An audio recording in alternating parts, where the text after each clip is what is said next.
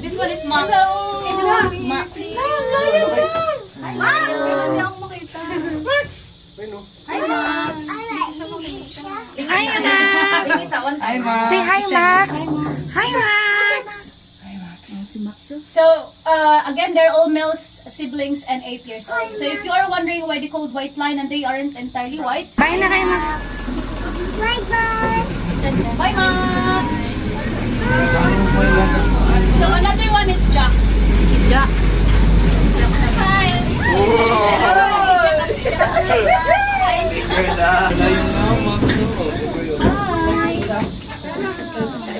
So lion are the second largest big cat species next to the tiger. They're also nocturnal animals, so they're active during nighttime and sleepy during daytime. So they can rest up to 10 to 20 hours a day.